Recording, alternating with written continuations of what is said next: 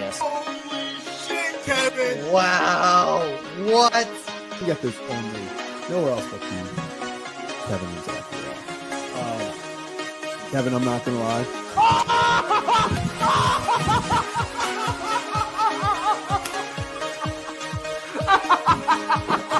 Now look at this. A carved penguin. There it is.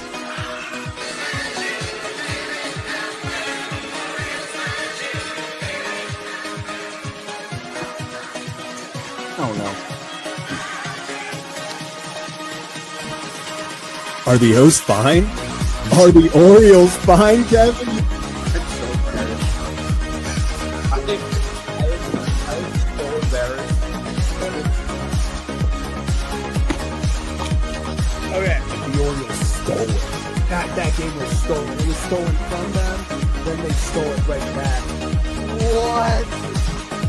Oh my God.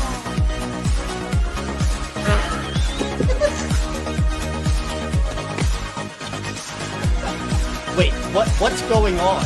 What is happening? What is going? Was it a diving play? He bobbled the ball. What is happening? Are they challenging it? No. Other wall. No. Kevin, I don't know what you saw, how much you saw. I've been chugging champagne. Sure, I spilled a lot, but what a game, man. He will be the legendary Birdfish! How about that? Birdfish fans, stand up! We did it! What can I say? What can I say?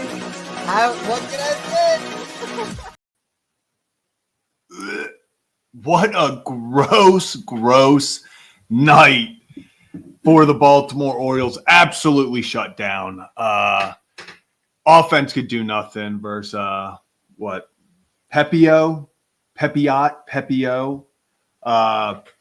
Rays were just dominant offensively. Zach Eflin couldn't get anything going. They were bunting for base hits. 300-foot pop-ups were going out, even though Adley got that as well. Gross night. But it's okay.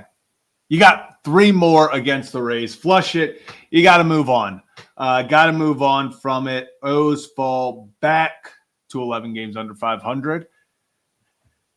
Whew. I mean, I'll tell you something. Let's go through the lineup real fast. Jackson Holliday, 0 for 3, 2 Ks and a walk.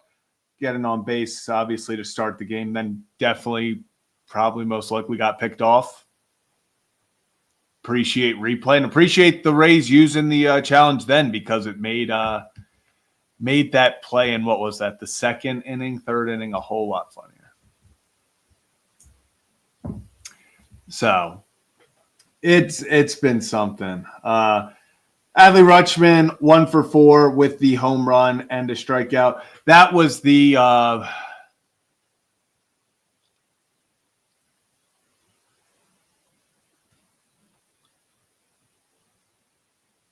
that had to be just one of the most like LOL this ball's about to go out. Like, in no circumstance should that ball have been a home run, but just found its way out. Gunnar Henderson, 1 for 4 with just he had the double play in the first. That was honestly a good solid line drive. Unlucky there. Jordan Westberg, 1 for 2, also gets the walk and a strikeout. Ryan O'Hearn, 0 for 3. Urias, 0 for 3. Mullins, 0 for 3. Cowser, 0 for 3. Then Dylan Carlson just, like, there are guys who just, like, we talk about Westberg just produces, like, guys who just get the job done. Dylan Carlson just, like, shows up to the ballpark and is good for a hit a night right now. Well, let's check. What is he in his recent games? How many hits he's gotten?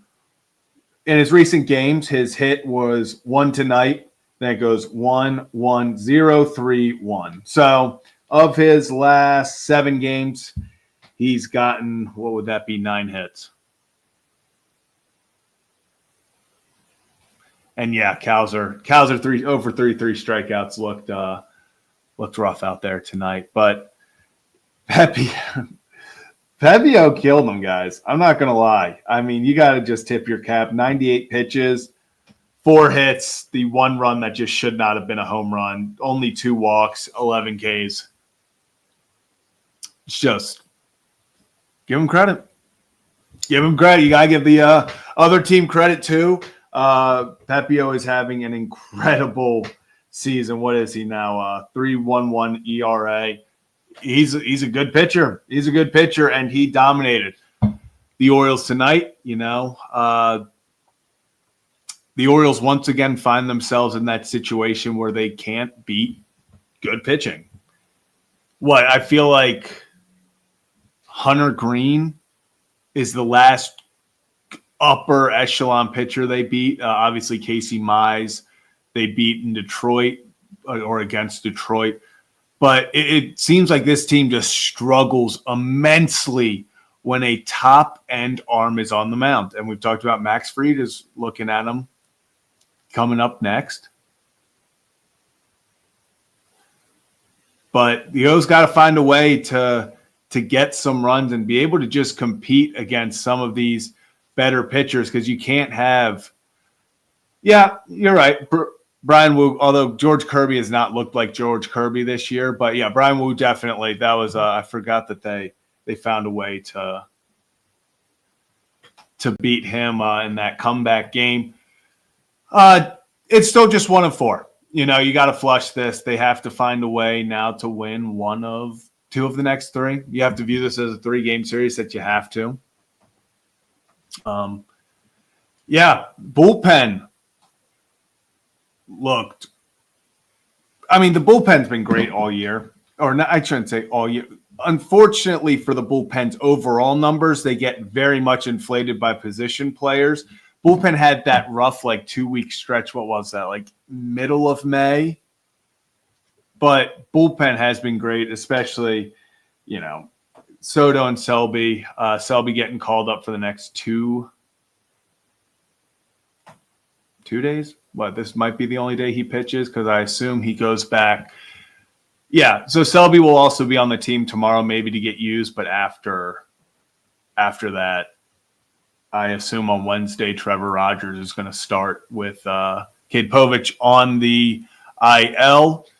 And so we'll probably see Trevor Rogers on Wednesday, and I would assume the corresponding move will be Colin Selby. So overall, bullpen, 2 innings, Soto, Selby, great job from them. It just was Zach Eflin. I mean, 5 innings, 12 hits, 7 earned runs.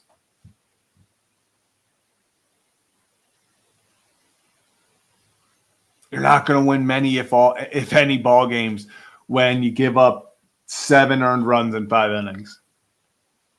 It's been disappointing for Zach Eflin. His ERA is up to a 4.81 on the season. Definitely not the Zach Eflin that we saw last year. Honestly, the start this season, it felt like maybe he was making a turn after last start against Detroit, where he went 6 2/3 of 1-run ball. Thought maybe he was starting to take that turn again, looking like himself. Not tonight. Not tonight. Eflin with a very rough start for the Orioles, and unfortunately with the way this offense has been performing at times against quality pitching, I mean, you're not going to win many games at all with 1 run, but 7 runs, it was pretty much over. The highlight of this game was that blatant infield single that I don't know what the ump was looking at. And I'm seeing a few people say Yankees lost. At least that happened. I don't know what the ump was looking at in that. Was that Brandon Lau or Josh Lowe? Or is it Josh Lau, Brandon Lowe? It was one of the Low Laus that bunted and was starting here. I got to pull this up because this is the greatest. This screenshot might just become my new background because of just how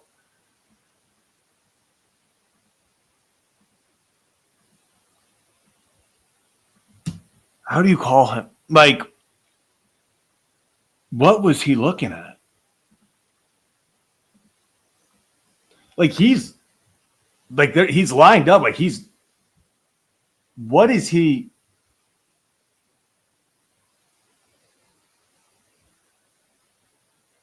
Like the balls that. This is picture perfect. Like this is textbook, I would assume, alignment for him. Like, how did you?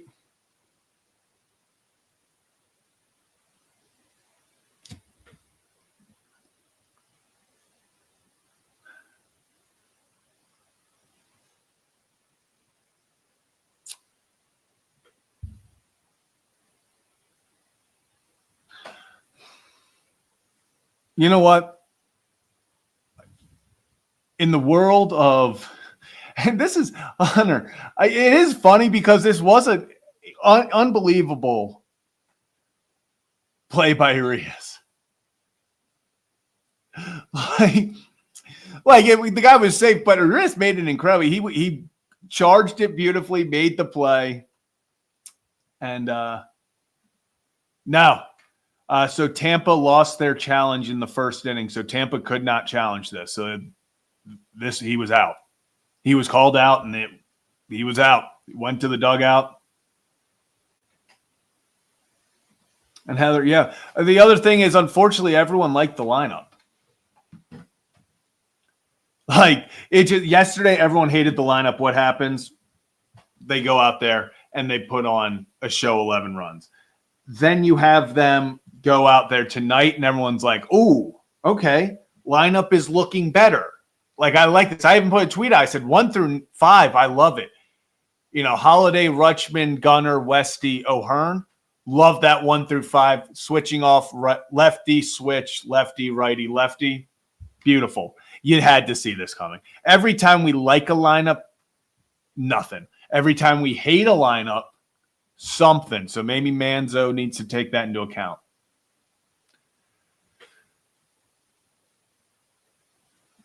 And Diego, do you think this is one of those games where we were simply outmatched and we go into? Yeah, I mean, it's pretty early on in that game, you felt like it was over. And, it was like earlier in this season where, unfortunately, there was no vibe of, okay, if we can string together a hit or two, we can make something happen. It just felt like once they kind of went out to a 3-1 lead, it was like, okay, this is probably the ball game. I mean, they tried to back-to-back bunt single, and they did. I mean, you can see this. He was safe. I mean, they're trying to bunt single against us. They're just infield singles, everything. This game was one of those you just got to flush it. That's why I made the thumbnail, flush it. It just doesn't look, I've seen a lot of people talk about the humidity thing. I don't know. I don't know if it's that big of it's been hot before. These guys should be ready. Handle that. So, yeah, the Rays bunting made me so jealous. I've been begging this team, and yeah, they're just doing Ray things. This is what was annoying, is it just was simply the Rays doing Ray things. Like this is how they win ball games. They are the most annoying team to play against for a reason, because we say it every year. They're going to put out a 26-man roster where if you sincerely look at it, you can name probably 18, 15, 12 guys for someone who studies the division, everything. You might know half their roster. The half that you don't know is going to turn into all-stars. Then they will trade them, get more random people, and they will turn into all-stars. I mean, it's what the Rays do. It's what the Rays do. They just consistently produce. Just gritty. This Mangum was pissing me off. That all he was doing was Baltimore chopping it. And it was the most annoying thing ever. I mean, talk about a menace. Dude, this is the kind of guy I would love on the Orioles. Give me a guy who's just going to be like, I'm going to out-hustle everyone. Let me just smash the ball into the ground and go beat it out to first. Dude's a menace,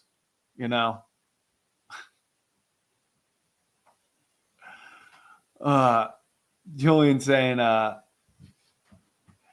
what is our identity as an offense? It's a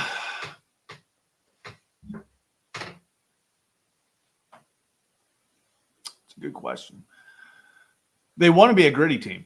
They want to be a team that produces runs. Kind of, I think, when you talk to guys, they say they want to have that blue collar, like, kind of what the Rays do, or they're just going to, take little jabs, an infield single here and then a single first and third. Then we're going to bunt the guy in, and then they're just going to do little things, and I think that's what the Orioles deep down want to be. They want to be a team that goes, waste pitches, makes the guy work, long at bats, get singles, get doubles.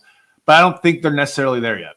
I think they can be that in 2023. We saw that when they're completely healthy. I think Jordan Westberg adds that aspect. I think when Adley's playing better, he adds that aspect, especially just wasting pitches and making the opposing pitcher work for outs more than he has to. But overall, I think one of the big issues is they don't have an identity. Like, you can't simply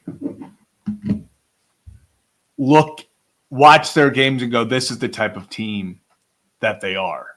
You can't just look at their game and be like, at least before when they were home run or bust, we knew they were home run or bust. They're not home run or bust anymore, but I don't know if they're necessarily the average singles, playing small ball team. I think they're trying to be more of that small ball team, especially under Manzolino.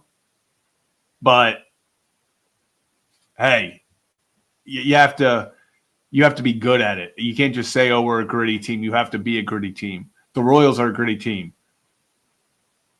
The Rays are a gritty team. What's your confidence in Kramer tomorrow? Dean Kramer just always seems like, I feel like we always need Dean Kramer to step up, and, it's Dean the stopper.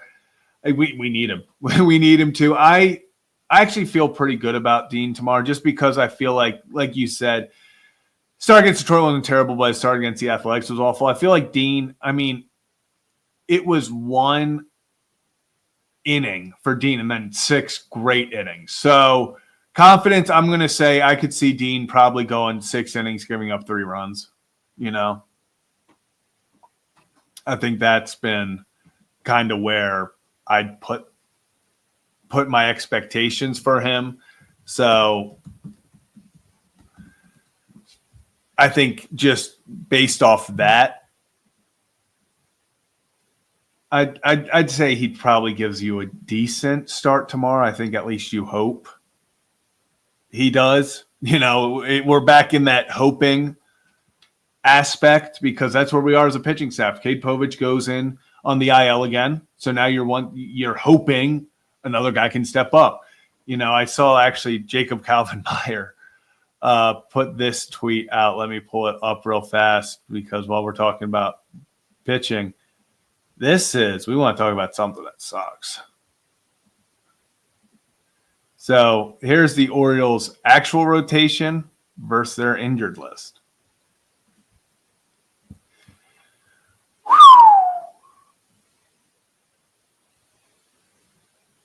Obviously, Eflin and Sagano, I have a lot of faith in them. Rogers looks good in AAA, looked good in his one startup here. But if you could add Cal Bradis, Grayson Rodriguez, Tyler Wells, Povich, and Suarez, I think people forget how just lights out Suarez and just what a grinder he was last year. I think that was a big part of their identity. With him specifically, came from that kind of house money. I came over here after not pitching for, 6-7 years in Japan or in the pros, goes over to Japan. So I think they're missing these guys.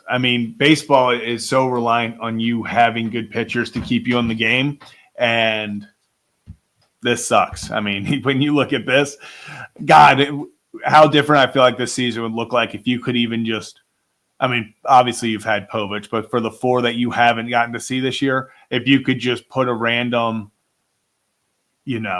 spin a wheel and get 2 of them back just at random. God, I feel like you'd be in a lot better spot. I feel like you would be in a lot better spot as a team. But if you're new to the channel, hit that like and subscribe button. A little bit of a different show here today. Kevin is still dealing with a little illness, so I'm going to just be soloing it today. So we'll get to call-ins in just a few minutes. Don't worry about that. And Tony, I'm not gonna lie. I don't know what you mean. Here, Gunnar has been turning it on. Last 20 games he's batting .315. His homers aren't there. If you're looking for home runs and stuff, he's the home runs haven't been there for him. But he's batting .315 over his last 20 games. I'm not worried. I would love for him to get some more air under the baseball, but even those last 25 games, hell, he's batting .319. Damn, I actually did not realize Gunnar was kind of turning it back on like this. Last 30 games, what's he batting? .281. So, I'm not worried about Gunnar. I think Gunnar's fine. Let's see. He'll be good. I'm not worried about Gunnar. In the slightest. He finds a way, he's one of the few guys I feel like who's consistently, I think at one point he was like 10 for his last 20. So Gunnar's going to be the last person right now that I'm worried about in the offense. Then I think they have some bigger issues, and honestly pitching is a lot bigger issue than anything going on offensively at the moment. Obviously, you score 1 run tonight, that sucks. But with 7 from Eflin, you probably weren't winning that game. So, gonna jump into call-ins in just a second. Putting that in the chat right now. So hit that like and subscribe button. Tough loss for the Orioles. Got to flush it. 7-1 loss. Oof. Brutal one. So link is live, and hip inflammation is what was put down. So it's at least what they said it was.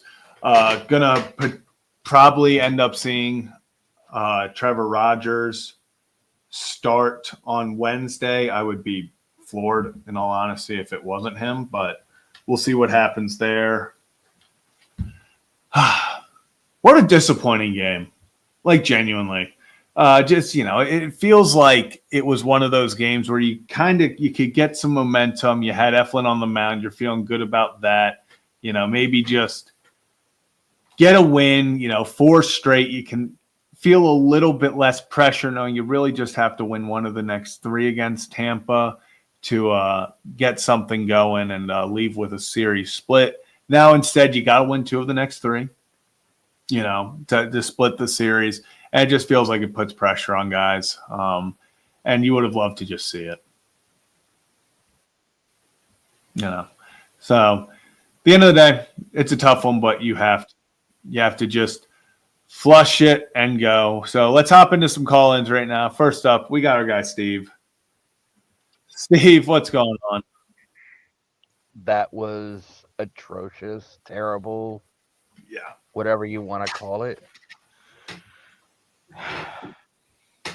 It doesn't help you playing in the bandbox, pretty much. Yeah, I mean, that park sucks. Like, that park sucks so much. Considering Lowe's home run would have been a homer in only 1 of 30 ballparks, as was Adley's. Yeah. And I think what was Adley's launch angle? Like, it was 49-degree launch angle and an expected batting average of .02. Exactly. And I think it was only like 100 off the bat. Yeah. Yep. Should never have gone out. No. But Eflin, the Rays know Eflin. They know him well. Yeah. And yeah, I saw this. Think somebody put it in Discord. Eflin's 6-3 in his 10 starts. 7 of them are quality. Yeah. Yeah. I mean, this was an outlier. Yeah. But all I'm gonna say is, like you said, flush it. We need Dylan Dean tomorrow, Need it. and maybe we get Rogers on Wednesday. It has to be. I would be floored if it wasn't. Like it just, I don't know who else it would be. Because it also lines up their days, doesn't it? Yeah, Rogers would be on full rest Wednesday. Yeah, it makes too much sense. But I mean, I'll give the bullpen credit. They've been nails in this whole month. Mm-hmm. Outside of a couple miscues. It's been what, like 3 solo shots are the only 3 runs they've given up or something like that? I mean. Yeah, something like that. And, I mean, when Dominguez is on, that splitter of his is absolutely filthy. Unbelievable. Him at, like, when he's got confidence and he's feeling good, he is genuinely one of the better bullpen arms in the league, just off of pure stuff. I mean, when he's throwing 100, when he's got the split going, he is as unhittable as it gets. Exactly. But, yeah, tomorrow, Dylan Dean, who's pitching for Tampa? I actually just had that up. Let me pull it up real fast. We have. I know we're facing Bradley on Wednesday, I think. It's Zach Littell. Ooh, and Littell's not going to be easy. No, he's not. I mean, that's another just solid pitcher. Though every Rays pitcher is just solid. I mean, Pepio came in with a 3.31 ERA. Yeah. Yep. So that went down. Yeah. And they're gonna have to hit some quality pitching, especially in this Rays series. That's for sure. I mean, and then you think about it, Fried on Friday in New York. Yep. Which is gonna suck. Oh my, yeah, I don't even want to think about that right now. But I'm just gonna say this: flush it, rest up, and get them tomorrow. Yep, that's all it is. Just it's one game of they have 91 left. You can't let this game completely derail it. No, I mean, like I said, 3 out of 4 against Tampa would be the goal, and it's still possible. Yeah. But if you come out with a split and still end up 4-3 on the road trip, take it. Oh, I agree. If you can split in Tampa, especially after losing game 1, that's a win. That's a win, and then you still have an opportunity to go win it in, if you can then go win the series against New York. In New York, you finish up 4-3 on the road trip. And, we take that. We would take that. So. Absolutely. And I will say, I just watched Ohtani's first pitching outing. Yeah. 2023. Looking solid. Gas. Yeah. It's a scary sight. Gave up a run, but that was it.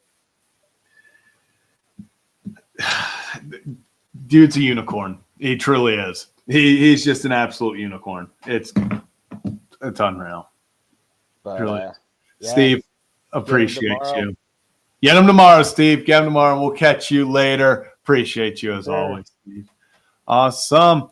Let's keep it rolling with our next call-in. I'm not sure we're talking a lot of Orioles, as I think something else happened today. Arkansas Joe. Oh, we know what happened, Zach. We know what happened. No hitter. Wow. No hitter, baby. And it should have been a perfect damn game. I can't believe he hit him. And, the first thing he said in the post game, I shouldn't have hit him. Yeah. I shouldn't have hit him. And you got to love it. Man, And he's projected to go late first, second top round. 50. Yeah.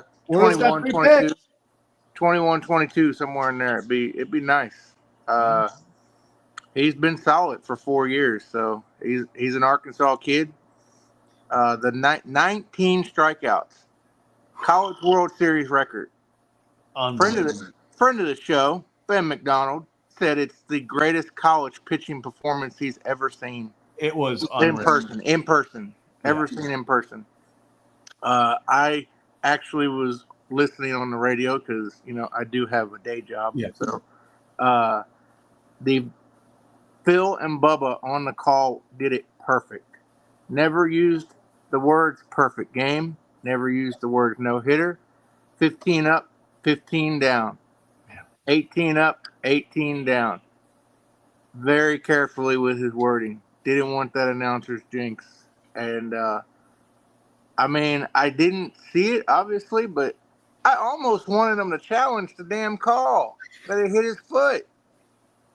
I couldn't believe it, Joe. When I saw that, I was like, that can't be the way they lose the perfect game. The ninth inning, they hit him on the elbow, and he leaned into it, and it went to review, and it was his 19th strikeout. Yep. I believe strikeout 18 was another kid from Batesville who's a freshman at Murray State, and they work out together in the offseason because, as Gage Wood said in the postgame, I don't know if you guys know this, but there's not shit to do in Batesville, so we work out together. There's only 11,000 people up there, and it's a dry county. There's not much else to do. You might as well.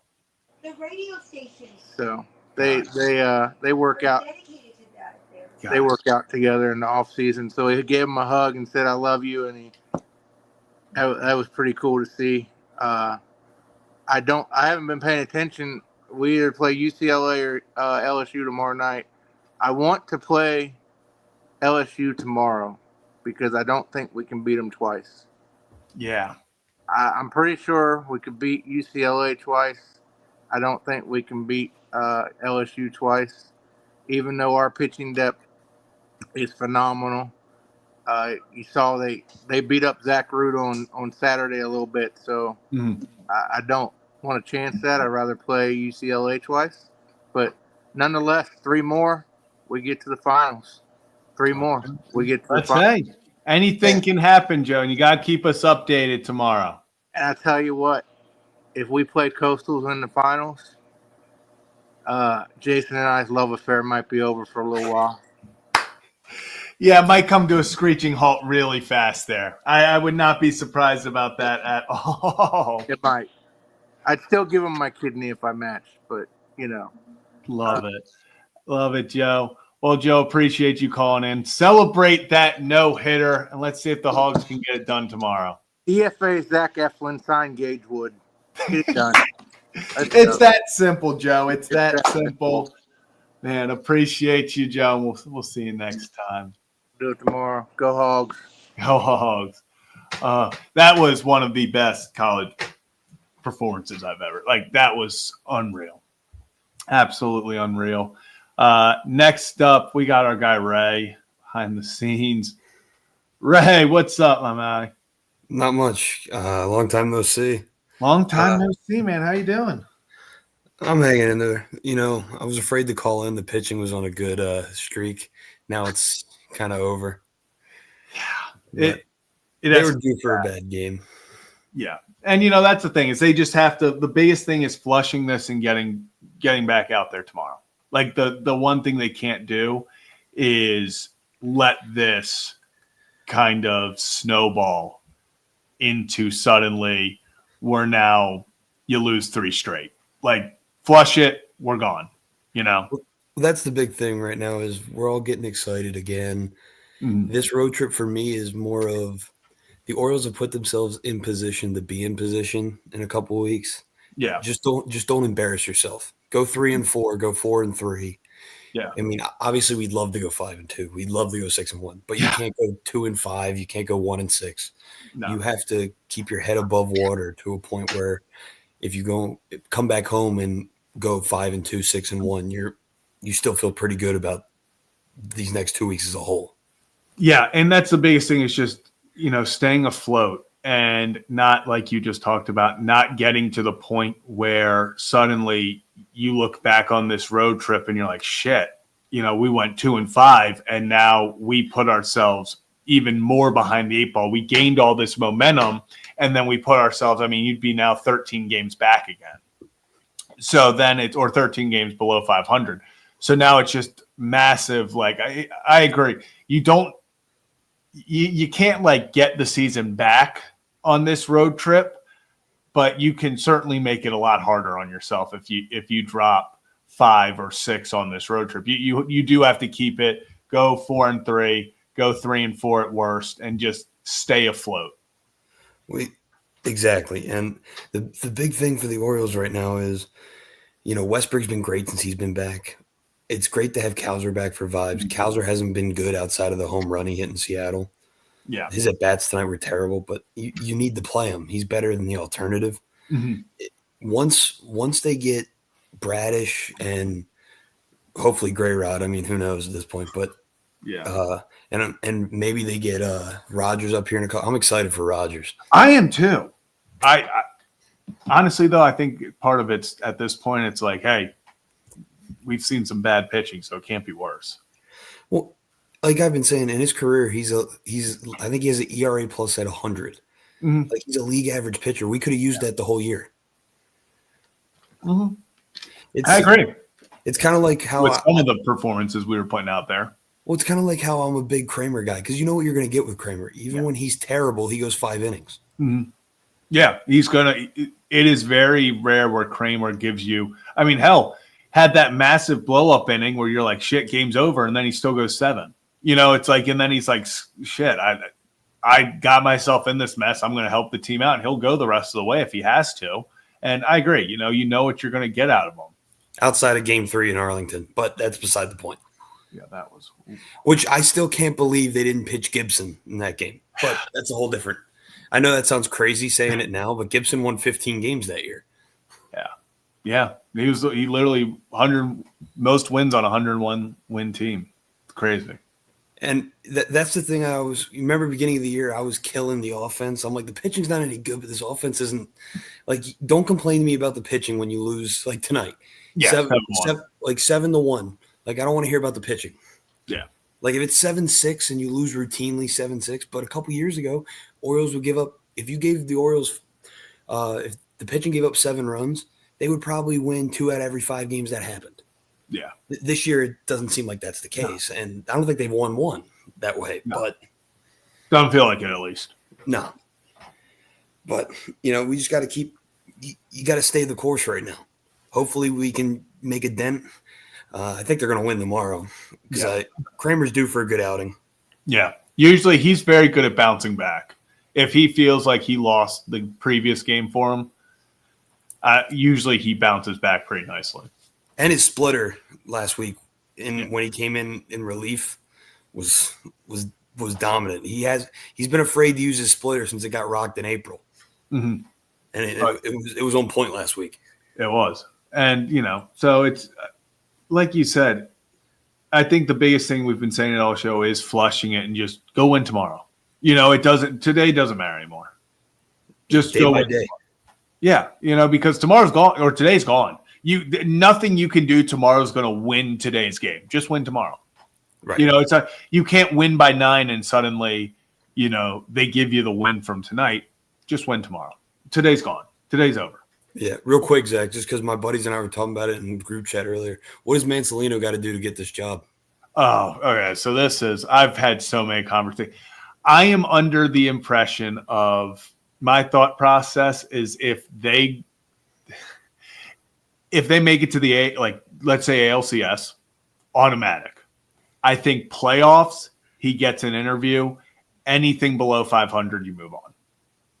Even if unfortunately, if it's like they get to 80 and 82, I think you move on. If he gets above 500, keeps him, I think they look at him. But anything in the playoffs, I think he could have a decent chance. But I think it also, if Mike Elias feels like he's on the hot seat, he might want to bring in somebody that he feels like will help them win immediately and he can trust. So I think it's going to be interesting. You have to obviously see how the rest of the year plays out. But if they get to the playoffs, I could see them giving him a serious consideration. I'm of the mindset that and not that I agree with it. I think playoffs is going to be automatic just because of the hole he was in. Yeah.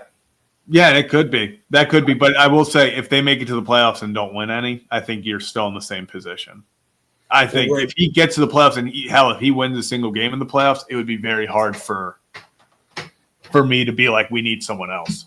And it's so situational too. Is it like the Tigers last year that in September went on this magical run, or is it end of July the Orioles are in position? It's two different things too. Yeah. I agree. Is it this was just a one-off, you went on this insane run, or was this hey, you consistently showed that you battled back with this team and you made, you righted the ship? I agree. I think it is also situational. I agree. So, Ray, appreciate you calling in, my friend. Good to hear from you again. Yep. Take care. Take care, my guy.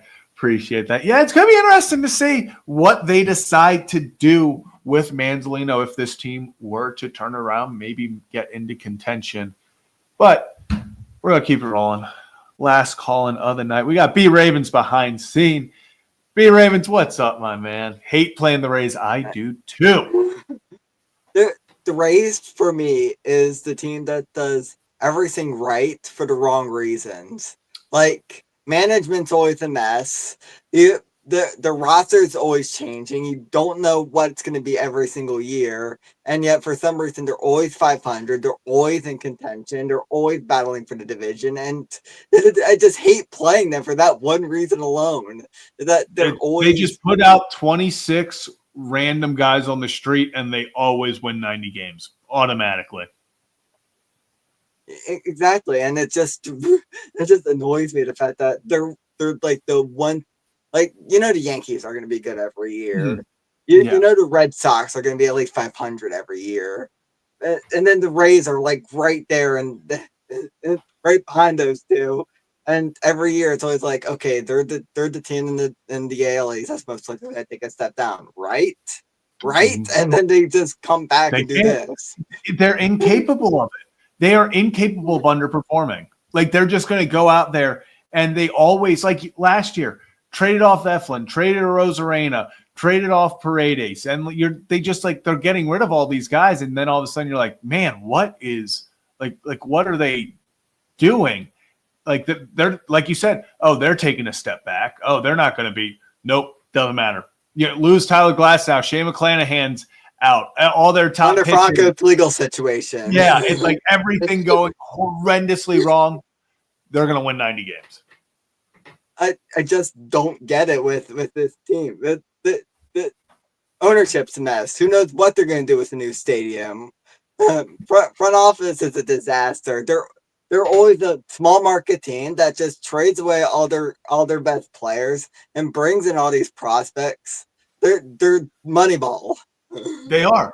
Literally, they are the definition of Moneyball. They just find ways to get guys who are just solid ball players. Like infield singles. They're going to bunt guys over. They're going to play small ball perfectly.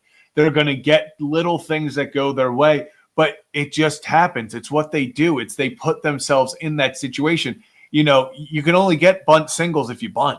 Like, we can sit here and be like, the Orioles never get bunt singles. They don't try. Cedric Mullins is the only one who puts down bunts for bunt singles.